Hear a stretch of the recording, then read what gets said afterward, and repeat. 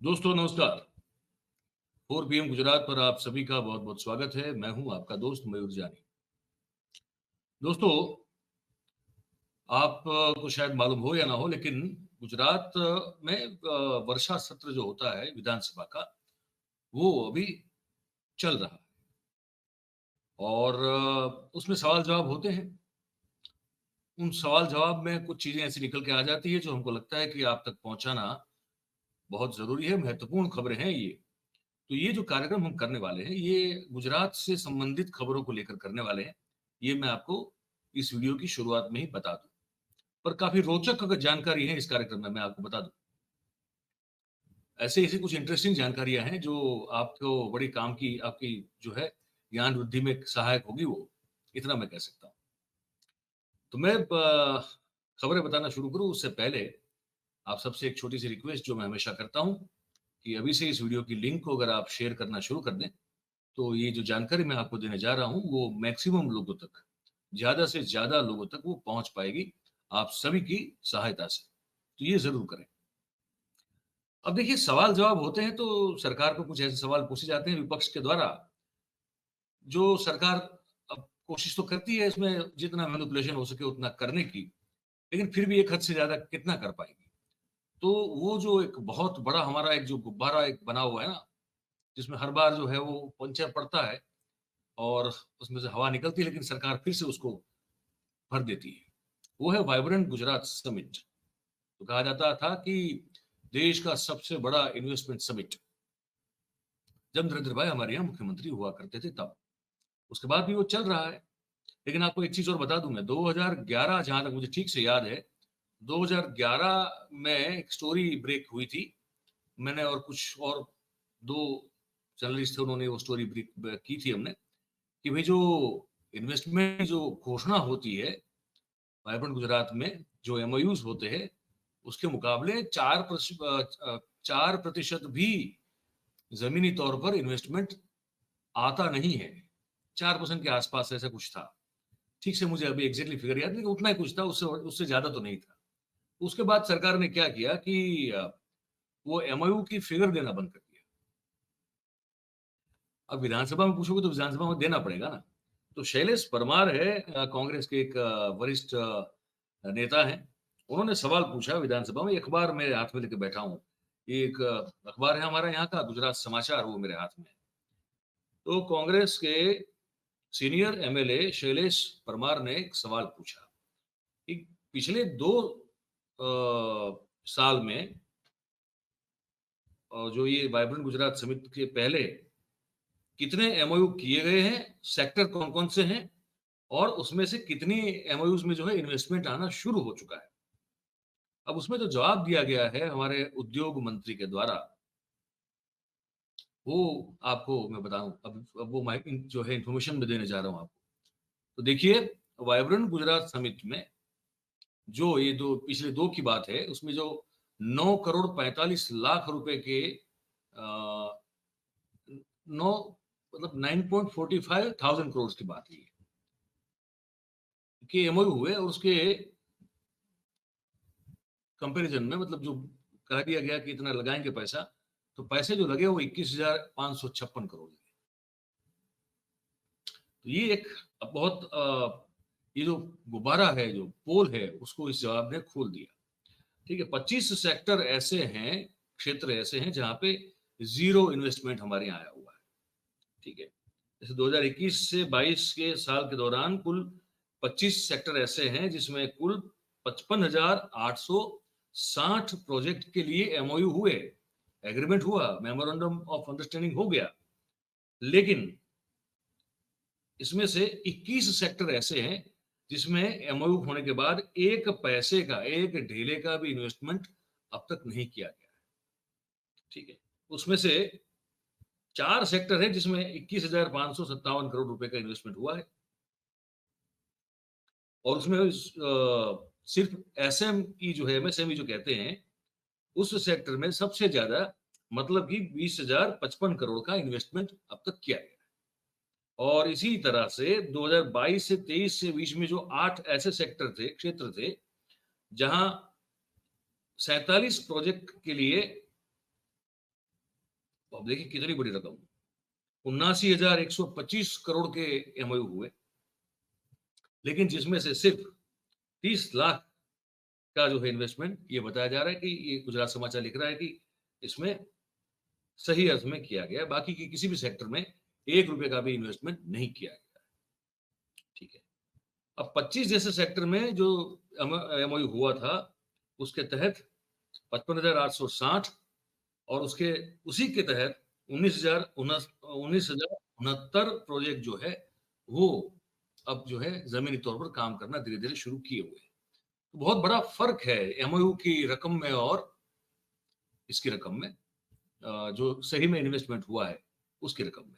क्योंकि मैं फिर से बता दूँ आपको कि ये 2021 से 1 अगस्त 2021 से 31 जुलाई 2023 के दौरान कुल 9,45,158.68 करोड़ रुपए के एमओयू हुए थे।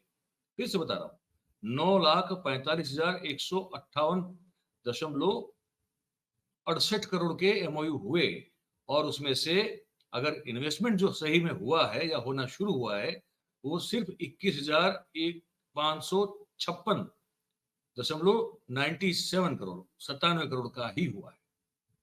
फिर बाकी लिस्ट है बहुत सारे, पर वो फिर मुझे लगता है कि थोड़ा आपके लिए वो हो जाएगा। ये जो मैसेज है कुल, ये है कि जो दर्शाया जा रहा है, बड़े-बड़े आंकड़े फेंके जाते हैं, पर ज़मीनी तौर पर जब इन्वेस्टमेंट करवाने की बात आती है, तो जो एमओयू करके जो लोग चले जाते हैं, सुर्खियाँ बटोर के, ये हकीकत में कितने लोग इन्वेस्ट कर रहे हैं और कितना इन्वेस्टमेंट हो रहा है, ये मुझे आपको बताना है।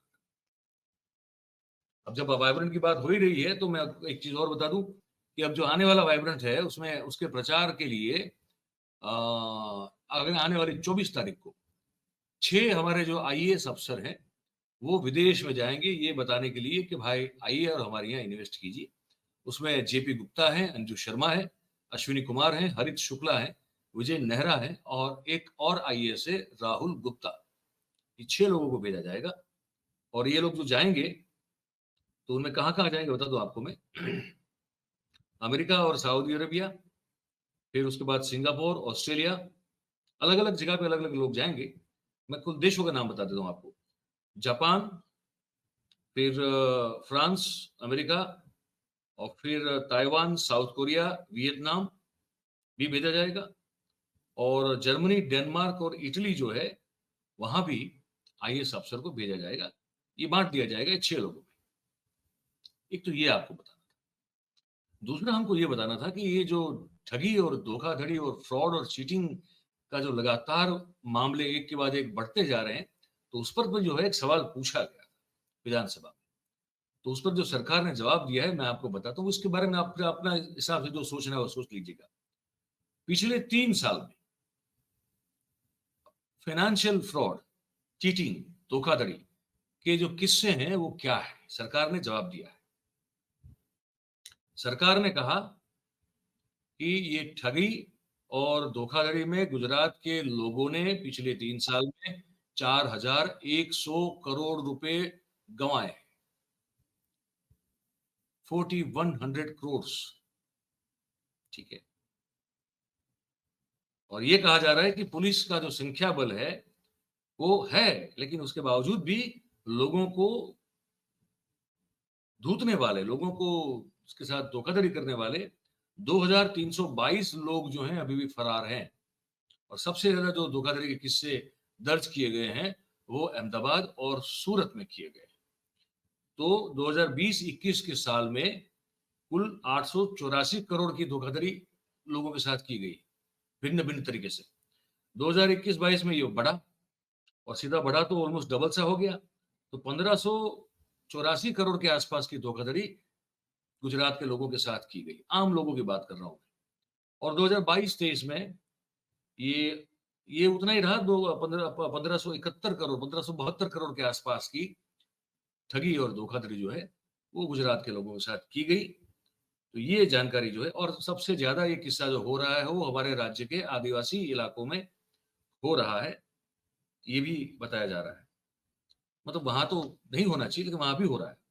बाकी शहर हैं 2 बड़े, अहमदाबाद और सूरत, वहाँ पे ये मैक्सिमम हो रहा है। इसके बाद अभी हम आपको जो बताने जा रहे हैं वो और भी रोचक खबर है। मैं पन्ना पलटता हूँ इस अखबार का और वहां जाता हूं जहां वो खबर छपी है। आप गुजरात में हम कानून व्यवस्था की जो स्थिति है उसको लेकर लगातार आपको खबरें देते हैं।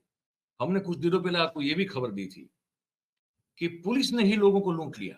रात को 12:45 के आसपास जो फैमिली वापस आ रही थी, पुलिस ने ही जो है 60,000 रुपए जो है उससे लूट लिए। उस पर जो है हाईकोर्ट बड़ी खफा हुई। अब ये स्थिति है हमारी, विधानसभा सत्र चल रहा है, ठीक है। आप यकीन माने, भारतीय जनता पार्टी के भिलोड़ा जो कंस्टिट्यूंसी है उसके विधायक, उसके एमएलए पूनम चंद बरड़ा, जिसको पीसी बरड़ा उसका नाम है, पीसी बरंडा, पूनम चंद बरंडा मतलब कि पीसी बरंडा, जो कि भिलोड़ा कंस्टिट्यूंसी से, जो कि आदिवासी क्षेत्र में आती है, उस कंस्टिट्यूंसी से वो भारतीय जनता पार्टी के विधायक है। वो विधानसभा सत्र में यहाँ मौजूद है और उसके पीछे उनके घर पर चोरों ने, लुटेरों ने आके उनकी बीवी को बंधक बनाया और घर से लूट करके चले गए। और उनको पता था कि ये जो है ये एमएलए का घर है। तो एमएलए के घर को लूटने में भी अब कोई कोई ना कोई डर है कानून का, ना कोई फिक्र है। खबर बताता हूँ आपको। अब ये जो पीसी बरंडा है, वो मैं बताऊं तो पहले, वो तो बेसिकली वो आईपीएस है, वो निवृत्त आईपीएस है। मतलब कि आईपीएस, और फिर आए वो इलेक्टोरल पॉलिटिक्स में और फिर विधायक बने। उनके घर पे बताइए, तो कानून व्यवस्था को लेकर इससे बड़ा सवाल अब कहाँ खड़ा हो सकता है, ये समझ में नहीं आ रहा है। और बात अब लोग कर रहे हैं कि भाई अब जब विधायक और उसका घर और उसकी बीवी सलामत नहीं है, तो आम लोग जो हैं, हमारे तुम्हारे जैसे, आप सब जैसे, हमारे और आपके जैसे, वो कैसे फिर जो है वो उम्मीद रख सकते हैं कि उनको उनकी सुरक्षा होगी। ये अरवली का वाका टिम्बा नाम का गांव है जहां इनका घर है। अरवली हमारा जिला है। और वहां पीसी बरंडा की पत्नी को ये मुंह जो है उसमें वो बांध देते हैं ना, वो उस तरह से उनको बांध दिया और उनको बांध के एक तरफ बिठा दिया और फिर कहा कि तुम तो और पैसे कमा लोगे, क्योंकि तुम्हारा पति जो है वो ये क्या है हम जानते हैं। हिंदी में बोल रहे थे ये लोग, ठीक है। और कह रहे थे, उन्होंने कहा कि तुमको जिंदा रखा है, उनकी बीवी को बोला, तो पैसा तो तुम लोग कमा ही लोगे। मतलब कि वो जानते थे कि वो लोग कौन है। तो यहां, अच्छा अब ये कब हुआ, जब आज से 24 घंटा पहले विधानसभा में कानून व्यवस्था को लेकर बहुत तारीफ हुई। तो सरकार की प्रशंसा हुई और भारतीय जनता पार्टी का सत्ताधारी पक्ष का विधायक जो है वही लूट लिया गया। उसके घर पे डाका डाला गया, उसकी बीवी को पकड़ के बांध के जो है उसको चुप करवा के चीजें लूटी गई। और बताया जा रहा है कि 9,70,000 रुपए की लूट हुई है। अब यहाँ डाउट हमको ये है कि ये 9,70,000 जो है वो शायद वही होंगे जो वो हिसाब में दिखा सकते होंगे, और पता नहीं कितने रुपए होंगे जो बेहिसाब होंगे, जो ब्लैक मनी होगा, जो बरंडा साहब शायद अगर होगा तो उसके बारे में कुछ बोल भी नहीं सकते। ये स्थिति है। ये हमको आपको इस कार्यक्रम में आज बताना था, हमने बता दिया। आप क्या सोचते हैं ये आप हमको लिख के नीचे, ये जो कमेंट बॉक्स है इसमें लिख के हमको बताइएगा। और बात अगर आपको हमारी पसंद आ रही हो तो फिर आप इस वीडियो को लाइक करें, इसकी लिंक को शेयर करें, और हमारा जो चैनल है उसको आप सब्सक्राइब करें और अपने आसपास के लोगों से करवाएं। आप सबका बहुत बहुत धन्यवाद करते हैं इस कार्यक्रम में जुड़ने के लिए। Thank you very much. नमस्कार।